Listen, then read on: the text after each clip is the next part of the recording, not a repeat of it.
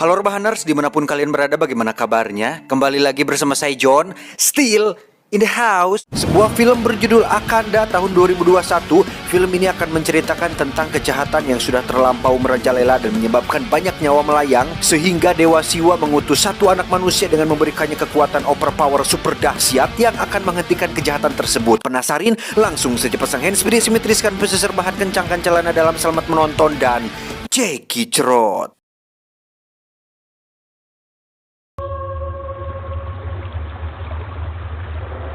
Berlatar di kampung halamannya Hrithik Roshan, kisah diawali dengan memperlihatkan sekelompok tentara yang sedang memburu seorang kriminal paling dicari bernama Gazendra. Ini bebenguknya, dia telah merusak sumber daya alam seperti hutan, tanah, air, juga telah melakukan serangkaian kejahatan kemanusiaan seperti membantai suku pedalaman, membunuh, memperkosa, dan kejahatan-kejahatan yang sudah benar-benar di luar batas. Saat dalam perjalanan itulah para tentara berhasil menyerangnya dan membunuh semua anak buahnya, tetapi Gajendra berhasil selamat berkat sebuah ledakan yang membuatnya terlempar ke tengah sungai.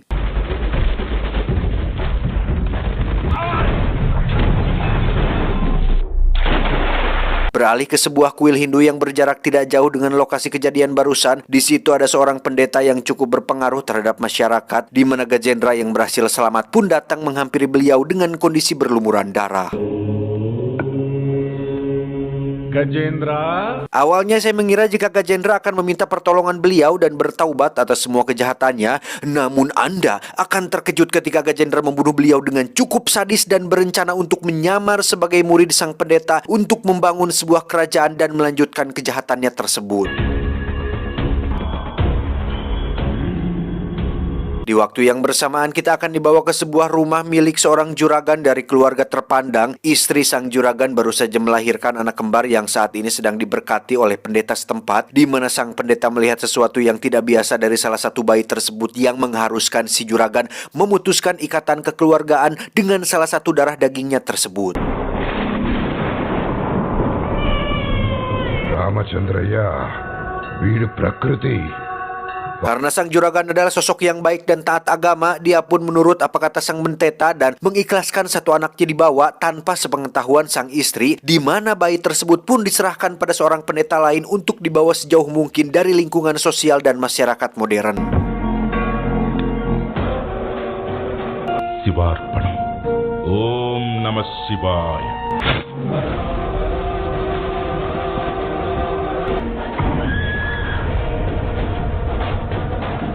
Dan inilah Akanda.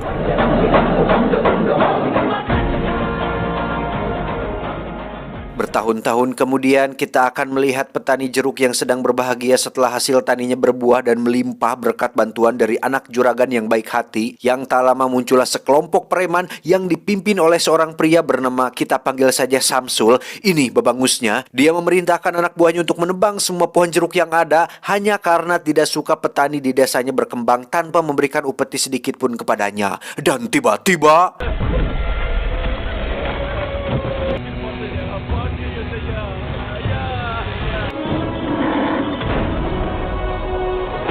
ya, muncullah sang anak juragan yang kini sudah besar. Dia bernama Murali Krishna, kita panggil saja Murali. Lahir dari keluarga kaya tak membuatnya manja dan jadi anak mama. Justru Murali sangat kuat dan selalu membela keadilan, salah satunya dengan mengalahkan semua preman-preman yang saat ini sedang menyerangnya.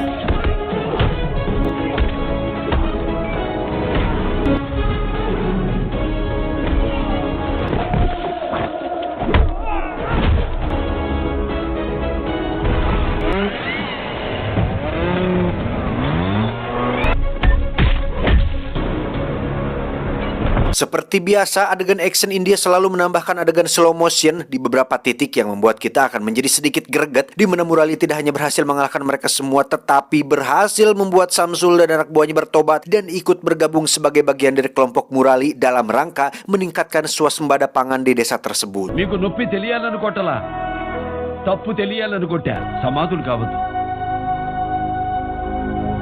Masih di desa ini kita beralih ke seorang pemimpin polisi zolim bernama Ranjan. Ini bebenguknya, dia baru saja memperkosa seorang gadis hingga tak sadarkan diri dan menyuruh anak buahnya untuk membuang dia jauh-jauh. Saat itulah muncul seorang wanita cantik bernama Saranya, kita panggil saja Sarah. Ini parasnya yang meminta tolong kepada Pak Ranjan untuk menangkap kakak iparnya yang suka mabuk dan melakukan pelecehan kepada dirinya.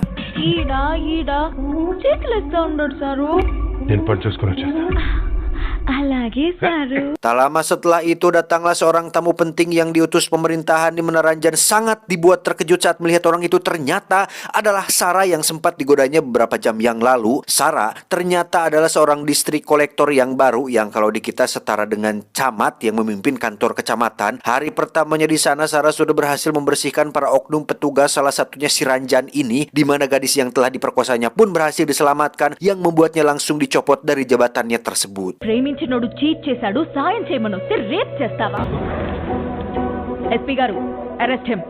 Evidences. Suatu hari diadakanlah suatu pesta untuk merayakan kemenangan seorang menteri yang merupakan putra asli desa sini. Kita panggil saja Pak Menteri. Beliau menjelaskan tentang sasakala dirinya bisa seperti sekarang ini tidak lain dan tidak bukan adalah berkat nasihat dan bantuan dari seseorang yang istimewa, yaitu Murali Krishna.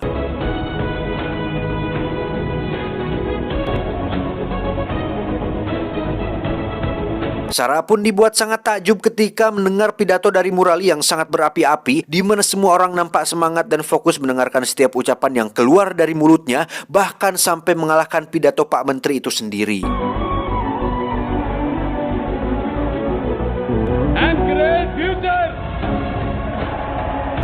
ఇక కట్టే కాలే వరకు మేమంటే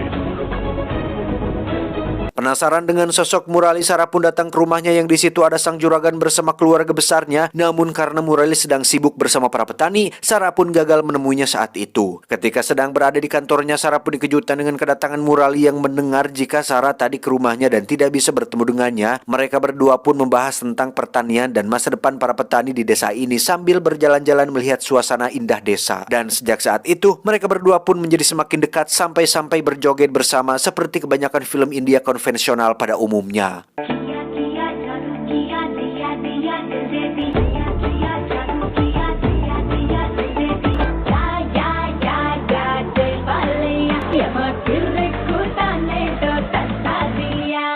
Sejak berjoget dan bernyanyi bersama, cinta pun mulai bersemi di antara mereka berdua hingga hampir setiap hari selalu bertemu dengan alasan tugas dinas padahal bobogohan, di mana saat keduanya sudah merasa cocok dan cukup dewasa untuk melakukan reproduksi, Murali pun memutuskan untuk membawa hubungan ini ke jenjang yang lebih serius, yaitu menikah.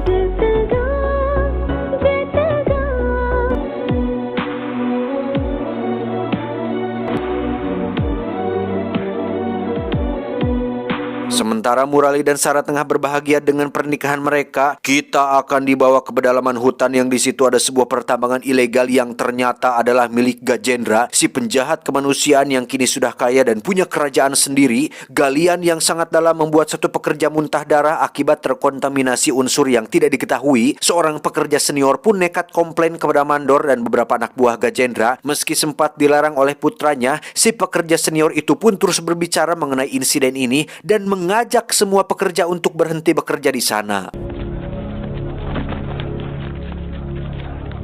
Malamnya, rumah si pekerja senior pun kedatangan seorang tamu dengan wajah sangar dan perawakan tinggi besar yang ketika sang istri memberikannya suguhan makanan, si tamu tersebut pun langsung memberikan hadiah berupa potongan kepala yang terpenggal yang tidak lain dan tidak bukan adalah kepala si pekerja senior atau kepala suaminya si istri itu.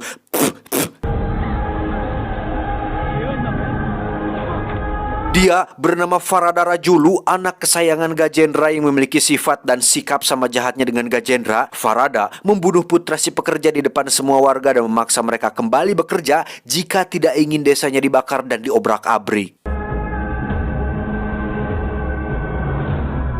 Setelah diteliti, unsur yang ditemukan di tambang ternyata adalah uranium dengan radiasi tinggi yang bisa membunuh semua pekerja. Namun terlepas dari semua itu, Farada diberitahu jika dengan uranium tersebut, dirinya akan menjadi satu-satunya yang menguasai pasar yang tidak hanya bisa menguasai India, tetapi menguasai perekonomian dunia. ఇక ఈ మార్కెట్లో మీరే పయనిస్తారు, మిమ్మల్ని ఎవరు ఢీకొట్టలేరు. Saat itulah muncul seorang pengusaha kaya raya yang datang bermaksud untuk membeli tambang ini. Dengan sombongnya si pengusaha mengatakan jika dirinya tidak hanya punya banyak uang, tetapi juga banyak koneksi di pemerintahan, membuatnya menganggap jika Farada tidak akan mampu untuk mempertahankan tambang ilegal tersebut. Na bocco.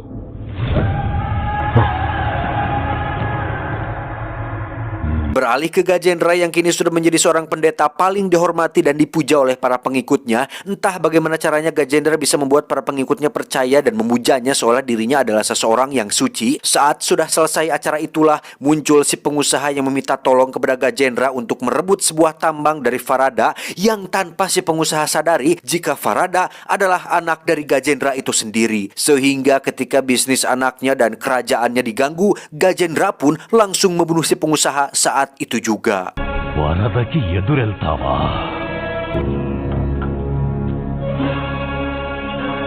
Beberapa tahun kemudian, kini Murali dan Sarah dikaruniai seorang anak perempuan yang sangat cantik, di mana kebahagiaan mereka berdua kini semakin bertambah tanpa tahu apa yang akan terjadi sebentar lagi kepada desa mereka. Saat itulah Murali dipanggil ke rumah sakit, yang mana sebagai pemilik rumah sakit ini Murali merasa bertanggung jawab atas apa yang telah terjadi kepada beberapa warga desa yang diserang penyakit tidak biasa, yang berdasarkan keterangan beberapa orang, penyakit ini mulanya dibawa oleh seorang warga yang bekerja di sebuah pertambangan ilegal. భోగన్నగుట్ట ప్రాంతానికి చెందిన వాళ్ళు. ఏమైంది అక్కడ? బట్ జరుగుతోంది uranium extraction. Tanpa pikir panjang, Murali pun segera pergi ke pertambangan dan menghajar semua anak buah Farada, yang lagi-lagi adegan slow motion pun mendominasi pertarungan sambil diiringi musik adrenalin yang cukup meresahkan.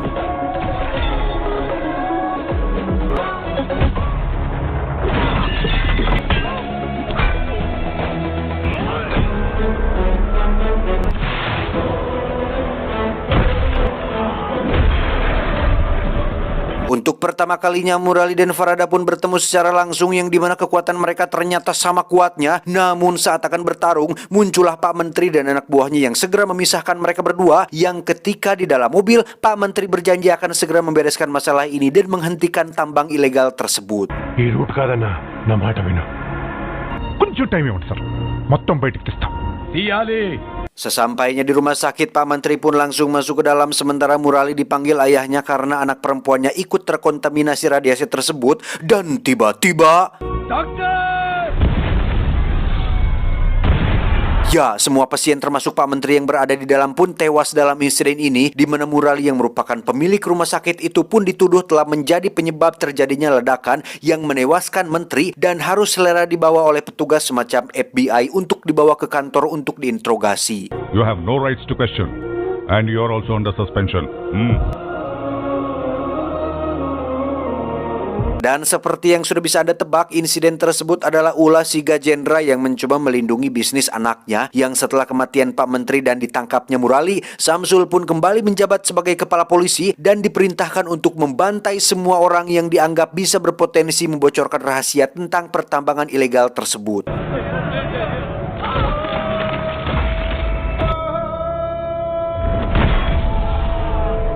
Selama Murali menjalani interogasi, kondisi anak perempuannya pun semakin memburuk dan jelas membutuhkan bantuan medis, di mana Samsul yang berjanji akan mengabdi kepada Murali pun bersedia untuk mengantarkan Sarah ke rumah sakit meski harus melewati para polisi yang saat ini menjaga rumahnya. Meski sudah melewati para polisi, Samsul dan Sarah nyatanya belum bisa tenang karena anak buah Farada mengikutinya dari belakang dan bermaksud untuk membunuh mereka semua, yang ketika mobilnya mengalami nyangked atau selip, Samsul dengan jiwa pahlawannya pun mendorong mobil tersebut meski dirinya harus tewas oleh beberapa sebetan cerulit yang dilayangkan oleh anak buah si Farada ini.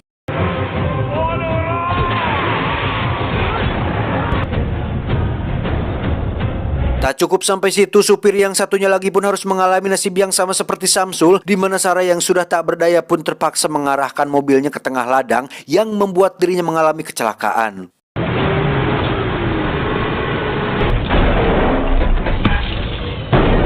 Dengan putrinya yang masih belum sadar, Sarah pun mencoba sekuat tenaga menyelamatkan diri dengan masuk ke dalam sebuah goa yang di situ dia tak sengaja terjatuh, yang membuat putrinya terlempar tepat ke atas patung Dewa Siwa.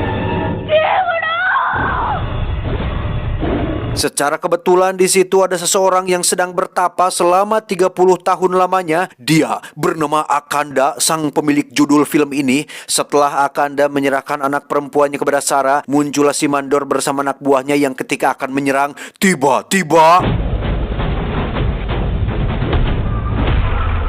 Ya, entah siapa Akanda ini, tapi kekuatannya jelas overpower yang membuatnya seolah bukanlah seorang manusia biasa, di mana Akanda yang berpenampilan tidak biasa dengan outfit anti-mainstream, cincin di seluruh jarinya, tato khusus yang terukir di lengannya, dan tatapan mata yang tajam ini pun mampu mengalahkan semua anak buah Farada dengan sangat mudah tanpa merasa kesulitan sedikit pun.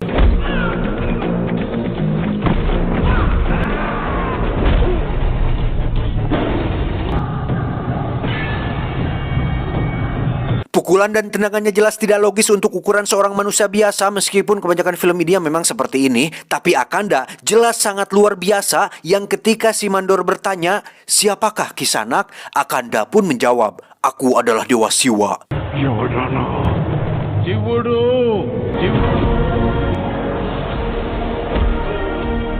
Kemunculan Akanda pun membuat kursi atau tahta Gajendra seketika runtuh. Dia merasakan akan kedatangan seseorang yang mengancam hidupnya, di mana Gajendra akan sangat-sangat dibuat terkejut ketika nanti dia mengetahui jika Akanda adalah titisan Dewa Siwa yang diutus untuk menghancurkannya. అహం శివం అయం శివం. Kematian si mandor dan 40 anak buahnya membuat Farada sangat murka dan penasaran dengan pelaku yang telah melakukan ini, di mana Ranjan yang sudah kembali menjadi kepala polisi pun menyuruh Farada untuk tenang dan percayakan semuanya kepada Ranjan yang akan mengurus semuanya. Kembali ke Akanda yang untuk pertama kalinya turun gunung atau keluar dari goa setelah 30 tahun bertapa. Setiap langkahnya membuat tanah menjadi subur, hewan-hewan bersorak seperti menyambut kedatangan seorang yang sangat penting. Begitu juga dengan Sarah yang nampak sangat terpana ketika matanya tidak bisa berpaling kepada hal yang lain. పంచభూతములన్నీ పులకించిపోగా రథధారి నేడు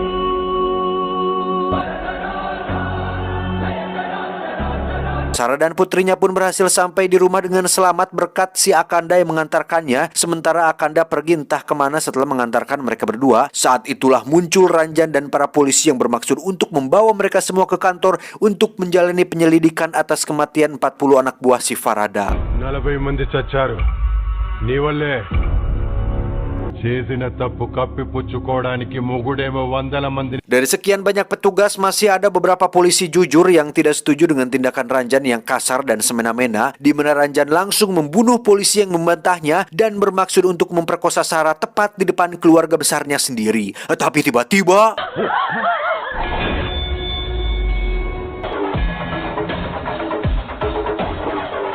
Ya, muncullah Trisula yang menancap di dinding disusul dengan berubahnya cahaya menjadi seram kemerah-merahan. Ranjan pun dikejar sampai ke tempat di mana Gajendra sedang berceramah di depan para pengikutnya. Yang di situ api langsung membakar gorden yang membuat para jemaat langsung bersujud kepada Akanda.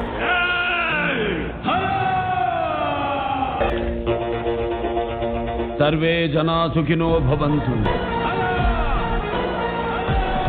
Ketika melihat wajah Akanda, Gajendra pun langsung teringat dengan sosok yang muncul dalam kepalanya, sehingga sekarang dia yakin jika orang inilah yang akan menghancurkan kerajaannya. Akanda memberikan satu kesempatan lagi agar Gajendra bertobat dan menghentikan semua kegiatan kejahatannya, yang apabila itu tidak dilakukan, maka jangan salahkan Samsul jika pertemuan kedua nanti akan membuat Gajendra tewas dengan sangat mengenaskan.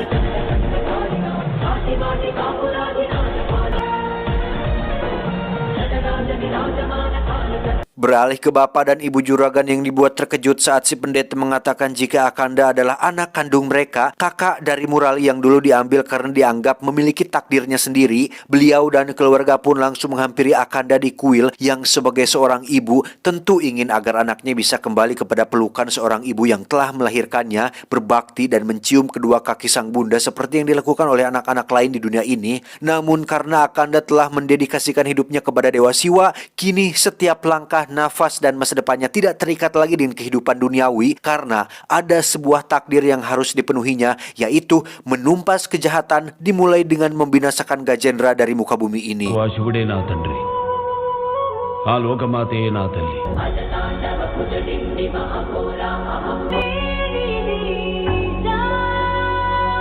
Gajendra sendiri datang menemui seorang dukun sakti mandraguna yang sebelumnya telah mengenal Akanda karena gara-gara dialah gurunya mati dan kuil iblisnya hancur. Si dukun mengatakan jika Akanda bukanlah seorang manusia biasa, dia memiliki 7 cakra dalam hidupnya yang bahkan kematian pun takut untuk datang kepadanya. Namun bukan dukun namanya jika tidak bisa menyelesaikan masalah tanpa solusi, di mana si dukun berjanji akan segera menemukan cara untuk membunuh Akanda entah bagaimanapun caranya. నేనెందుకు వచ్చాను నువ్వేం చెప్తున్నావు వాడిని చంపాలి నమ్ము Kembali kepada Murali yang masih menjalani interogasi yang alot karena dirinya masih belum bisa atau belum mau untuk membuka mulutnya. Sementara itu Akanda terlihat sedang bertapa di dalam sungai yang dengan kekuatan dewa siwanya, dia pun berhasil mengambil seorang wanita dari dalam air dengan kondisi yang sudah tak sadarkan diri.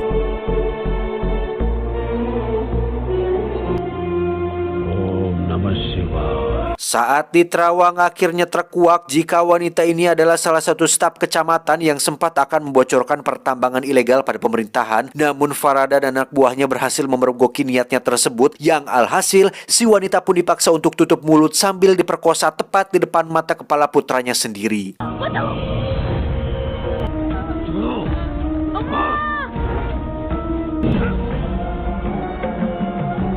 Beralih ke tempat lain di mana Farada tengah menangkap semua orang termasuk pendeta yang mengurus Akanda dari kecil dengan tujuan untuk mencari tahu apa kelemahannya, yang ketika pembantaian akan dilakukan, muncullah Akanda bersama si wanita yang akhirnya bisa kembali kepada putranya.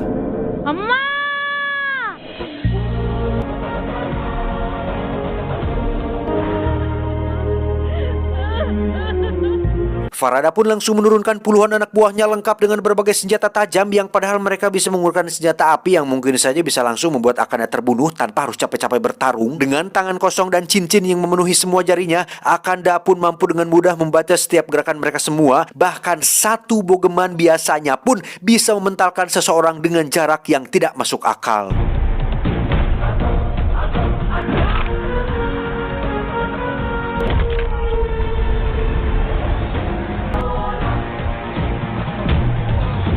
Setelah semua anak buahnya kalah, gini giliran Farada turun tangan. Secara postur tubuh Farada jauh lebih unggul dibandingkan Akanda. Namun pukulannya ternyata tidak cukup kuat untuk menumbangkan seorang Akanda, bahkan untuk membuatnya oleng sedikit pun. Dan justru Farada lah yang harus tewas ketika diberikan rentetan pukulan biasa yang dilayangkan tepat di titik cakra tubuhnya.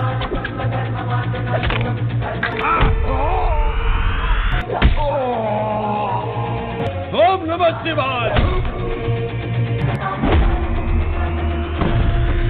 Tak lama muncullah para petugas setara FBI yang muncul untuk menghentikan kerusuhan ini. Sebagai seseorang yang selama 30 tahun hidup di Goa dan tidak pernah mengenyam pendidikan formal apapun, Akanda bisa dengan lihainya menjawab setiap pertanyaan mengenai hukum, pertanda bahwa pengetahuannya jauh melebihi pengetahuan petugas tersebut, sehingga dengan semua jawaban masuk akalnya, si petugas dan anak buah pun langsung dibuat kicep dan tak berkata-kata dan membiarkannya pergi begitu saja tanpa melakukan apa-apa. అది హిందువులలో పరాక్రమాన్ని అదుపులో పెట్టడానికి చెప్పిన సగం శ్లోకం మీరు ఆ దేవుడి కోసం వెతుకుతారు. Terjadi sebuah momen bijak saat Akanda menghentikan langkah kakinya ketika seekor semut kecil ngalangkung tepat di depannya, yang hal kecil tersebut membuat si ibu menangis sambil bersujud berterima kasih kepada Akanda. Kemunculan Akanda memberikan pengaruh besar kepada para penegak hukum di mana mereka semua langsung menutup pertambangan tersebut dan menangkap semua orang yang terlibat, termasuk melepaskan Murali dari tuduhan yang dituduhkan padanya.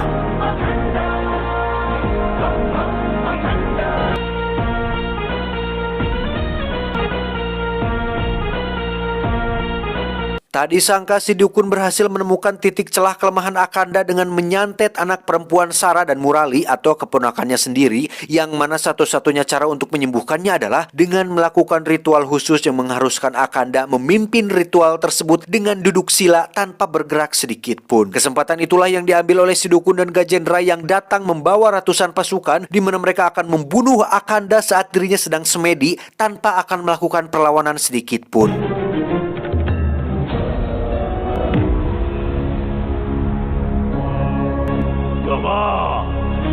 Tak membuang waktu, Gajendra langsung melemparkan sebilah kapak yang menancap tepat di punggung Akanda, disusul dengan 2 kapak lagi yang ternyata tidak cukup untuk membunuhnya, bahkan untuk membuatnya berhenti bersemedi sekalipun. Karena tidak mati-mati, Gajendra pun menyuruh semua anak buahnya untuk mengangkat senjata dan menembakinya secara bersama-sama. Namun tiba-tiba muncullah sang adik yakni Murali, sehingga Akanda berhasil diselamatkan dan tinggal menunggu ritualnya selesai untuk menyembuhkan si anak kecil. Murali yang gagah pun berhasil menghajar beberapa anak buah Gajendra, tetapi dengan kekuatan sihir si dukun, salah satu anak buahnya pun berhasil di-upgrade kekuatannya sehingga Murali bisa dengan mudah untuk dikalahkan.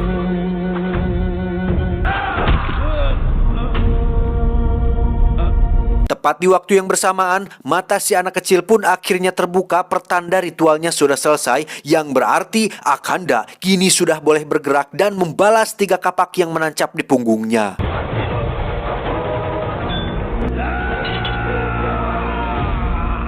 Saat puluhan anak buah Gajendra akan menyerang, momen ini mengingatkan saya dengan film Kung Fu Hustle ketika Sing pertama kali menjadi pendekar hebat dan siap membantai para geng kapak, di mana Akanda sendiri memilih untuk menggunakan sebuah roda raksasa dan menghancurkan semuanya sekaligus dengan kekuatan goibnya.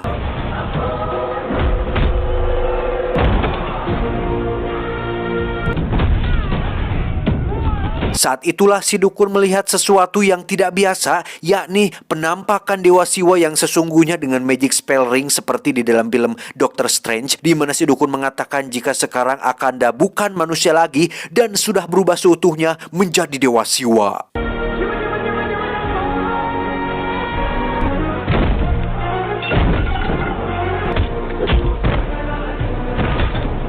Sadar bahwa Akanda sudah bukan sosok manusia lagi, si dukun pun tetap saja memaksa untuk membunuh Akanda, di mana Gajendra pun dihajar habis-habisan sampai benar-benar menyesal tidak mengambil kesempatan pertama yang diberikan. Kekuatan sihir si dukun pun satu persatu lenyap saat Akanda hanya menghantamkan telapak tangannya, di mana mereka berdua, si dukun dan si Gajendra ini dibuat tak berdaya dan harus mati dengan cara yang menyakitkan atas semua perbuatan jahat yang telah mereka lakukan.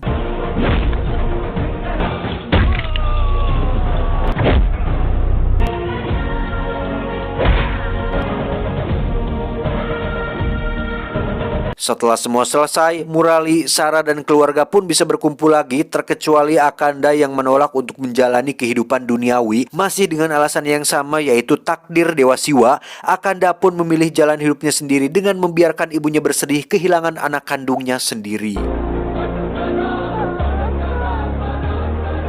Tamat, ending yang cukup mengcaya-cayakan.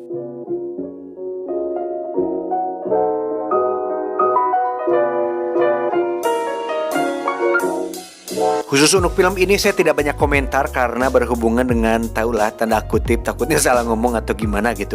Tapi secara keseluruhan sangat seru ya, dari sisi adegan action dan scoringnya. Anjir, scoring meninggal gak sih John? Ini apa scoring? Secara keseluruhan seru dan lumayan menggugah emosi atas setiap perbuatan jahat Gajendra dan anaknya yang benar-benar tidak manusiawi, sangat tidak bermoral. Sehingga pesan yang bisa kita ambil dari film ini adalah apapun yang kamu berikan untuk hidup itu kembali ke dirimu. Jangan membenci siapapun karena kebencian yang keluar dari dirimu suatu hari nanti akan kembali padamu. Cintai orang lain dan cinta akan kembali kepadamu. Saya John, mewakili direksi bertugas mengucapkan terima kasih dan sampai jumpa di video selanjutnya. Adios. Es krim pinggiran koreng. Cuau, cuau, cuau, cuau, cuau, cuau, cuau, cuau.